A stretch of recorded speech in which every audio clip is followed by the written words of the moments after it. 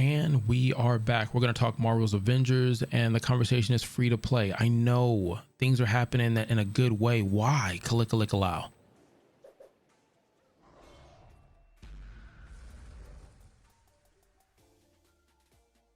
The conversation comes up. You read in a comment on Twitter, you look at past videos that other people have made, conversations I've made about it, and you talk about free to play. And I just was like, a War for Wakanda is right around the corner. It's here. Just say it's here already. And we're going to get a chance to get 8 additional hours, a new superhero, some UI things, the foundation for the future of this game, and the conversation that Spider-Man will probably be a holiday release. Now, why talk free to play? Why not talk free to play? I feel like free to play would take this game to a whole nother level. Now, let me know in the comments however you feel about free to play. But I paid for this game when it first came out. I was part of the beta. I paid full price. Some people out here paid, more than that with special editions. Some people paid, even the $25, the $40 when it was reduced, the $19.99, give or take what coupons we were using. And I wouldn't be surprised if this is going to be lower in price as you get to the holiday season. But we just had an event, right? And we had multiple events. And those events that we had, whether it was play as all 4 of your favorite Hulks, or Red Room tie-in with the movie and the book that came out twice, or we had the Tachyon mission that had special gear and things of that nature, or it was the Hawkeye, which wasn't really an event, the Hawkeye and the expansion or slight expansion from Hawkeye and Kate. All of those things did not bring in the crowd for Marvel's Avengers like the event they just recently did when they said the game was free. They said the game was free 99, just download it and play with your friends. And that game, just on the idea of PC alone, that game had an average of 10,000 viewers when it sometimes struggles to get 1,000. And again, like I said, I enjoy the game. I'm not beating up the game. I'm not bashing it. I'm just looking at what the numbers are. It was something that you heard media talk about it when writers were writing about it. Hey, this game, 10,000 strong the whole weekend. Yes, there was a 4-time multiplier, and then they're going to finish it up with a 2-time multiplier going into the new expansion. But still, that means there were people that were curious about this game, that wanted a taste, that wanted it. And the numbers I look at, if I was an executive, how much money would I make if I just get a portion of just that PC? I don't even have the numbers about consoles. A portion of the PC, buying skins and cosmetics and consumables. I know you're not paying for consumables right now, but buying these items. So that's why I wanted to have the conversation. Now, if you've never been here before, I'm the Dad Panther, content creator, master of none, and this is the Panther's Den. And I try to have a vibe that's kind of like a AM podcast, FM radio station type thing. I don't really write too much notes. I don't like to edit a bunch of stuff. So whatever mistakes, it happens. It's life, right? And so for this conversation, I had some points where I'm like it would be, even if you're taking ideas from mobile expert, like it's just free to play makes money. And if free to play makes money, then in most cases, if done the right way with integrity, then it's a win for the gamers. It's a win for the consumer, right?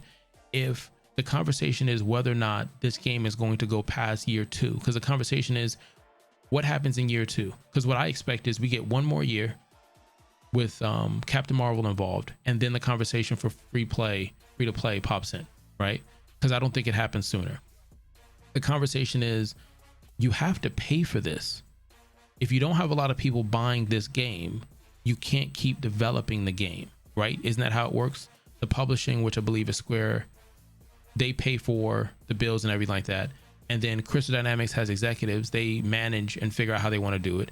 And then you have the devs that do it. And then you got PR, marketing, and people that are in that niche. But someone has to be paid. And you have to make money off the game. So you look at games like Valorant, Call of Duty's done it. You look at games like Fortnite. These games are pay to not win, but just pay to enjoy. Like they're free to play. And because they're making such a good game, a well-balanced game for a multitude of people to enjoy it, they're getting money off of having microtransactions that aren't obtrusive. You're looking at Destiny getting ready to start another season. Destiny will like, hey, look, pay for another season, and we'll give you another pass of this and this and this. and they're making money off of it. And the thing that, as much as you, let's say you're an OG Destiny player and you're like, I'm done with it, I'm finished. You got players like me that's brand new, that's only put, I don't know, 200 plus hours into the game, brand new. And it's like, wow, this is a whole new world. There's a lot of stuff involved in this game. And you're like, well, I'm not playing any more seasons. Well, there's other people, like I said, like me, who have no idea the redundancy that you guys have gone through for years and your issues with PvP. But then you're paying for the season. And the thing that even old fans and new fans can appreciate is the way they do their storyline in Destiny 2 for each season and continue to get you engaged, or the way when a new season opens up and a new character for Apex Legends. That's interesting, right? So you already have good characters with Marvel's Avengers. You already have good stories, but the whole thing is, can you pay for this game long term? And when people ask, like, man, the devs need to show that we want to do long terms or whatever the case is, I think it's kind of like, wouldn't free to play show that? Because you're at this point, you're saying anybody can play. So you're looking at like DC Online. That game's been around for how long? How many systems? And it's free to play. And what probably keeps the game alive, even though the improvements have been like maybe minor and not as many major adjustments as people might want, the fact that people are buying things in game and has its in-game cosmetics and its own economy system, right? So I look at like, what if this game had daily login perks? Like, you make it free to play, and every day you logged in, you got a perk. There was something you got. You know, games use it all the time. Future Fight uses it, and it gives you a almost a, I don't want to say addictive kind of way. Yeah, it kind of does, where a notification goes off in your head and you want to keep getting that achievement. You've got paid season cards. I remember in one of the first videos, I said, hey, look, when you look at the beta cards and the cards we have now for the challenge cards, I'm like, man, that looks interesting, because it looks like that could actually be where you have a season card that's for paid and for free, right? So you're able to get different skins, different consumables, different takedowns, whatever the case is, and you can pay for it if you want, or you don't have to. The same thing goes into the skins. The skins should be in the marketplace, just the skins. You shouldn't have to like look for the reset and be like, man, I missed that skin that just passed. Now I can see a handful of items where it's like, okay, that rotates, but you should be able to have enough skins in the game at some point where you don't have to worry about that. Or when you get to the end, I know they're doing the championship rating thing, which, you know, someone already maxed out. It's not significant. You're not doing PvP. I believe the percentages aren't that crazy to do anything significant, right? I mean, let me know in the comments if I'm wrong, but that's something that I think would have been great had it been added later on in the game, like the Division.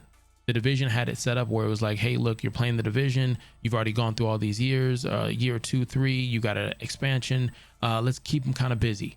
Let's add on the shade level, which is basically the exact same thing. And it's kind of your way to show, hey, look, I've been playing this game and grinding out XP and this, and this, and here's a little percentage boost that I'm getting. I don't know. That's just, like I said, that's my take. But then you look at like the opportunity that like Destiny does it, even with their seasons by the number. Destiny has a season. You can play for the whole season. You can pay to activate it at the beginning and or middle. You can get certain consumables or perks that only work for that whole season until the storyline changes.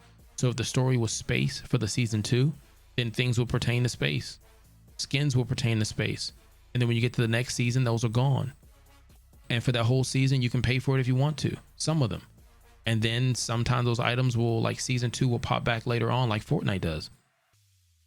The vendors would mean something, because now if you're setting up perks for people to play and it's free to play, so you got more people playing, and you, at this point now, you got money to do, I don't know, developing on your rework on your gear, your loot, your RNG, right? Wouldn't you be able to do something like content creators would be actually able to make a video on what's in the store? Again, you hear me say it multiple times, but you look at Destiny and you look at the Division, it has an ecosystem that allows content creators, and it won't be me, it'll probably be somebody else awesome out there. There's so many of them that will tell you, you need to go pick this up today.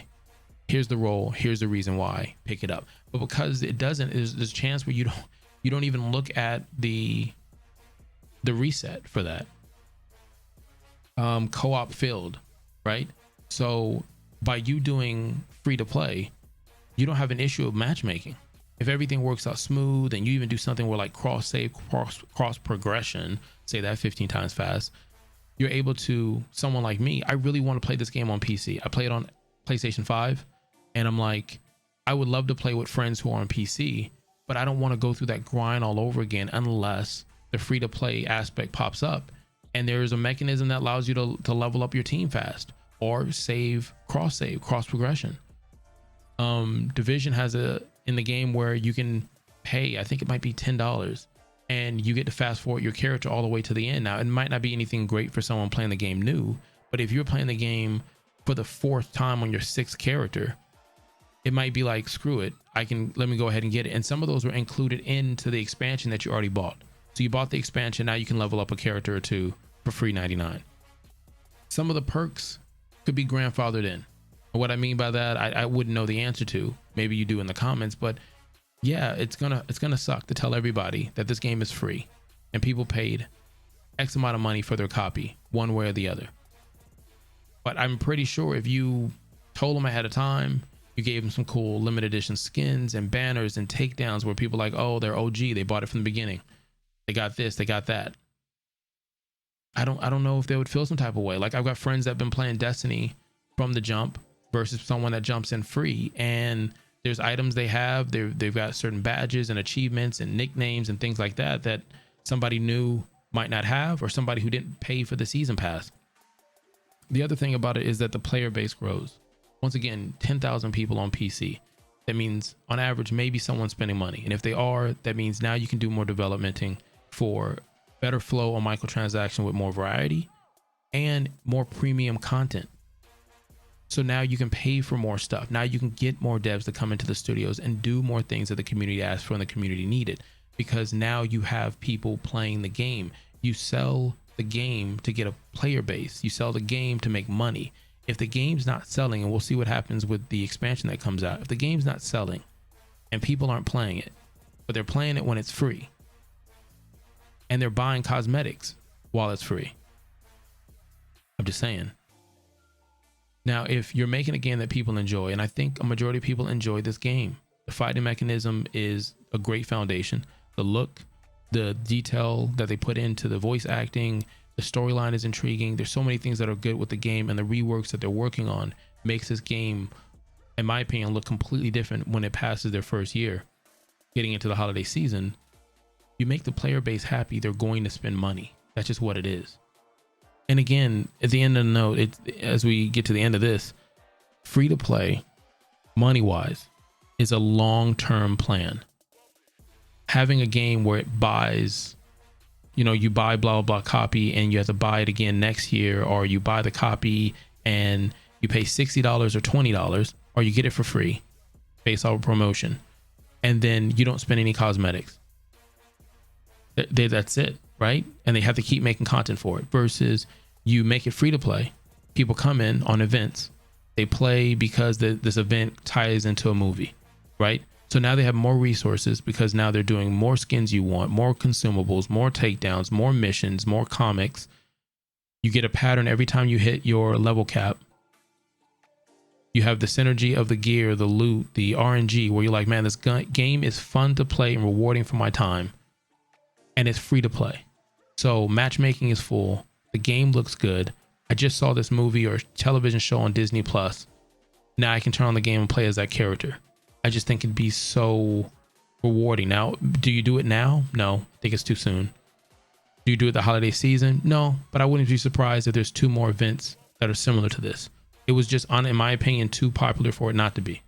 So we'll see if people buy it because of Wakanda, if people get it for a Christmas gift, or if they do 2 events, maybe one before Christmas, just, get it on the list, maybe one after Christmas before the fiscal business year ends. But I wouldn't be surprised if this game ever became free to play. It's not bad, in my opinion. But what do I know? I do know you could have been anywhere in the world and you're here. Greatly appreciate that. I think you're supposed to say something like subscribe, right? Or talk to the squirrel to tell the other squirrel.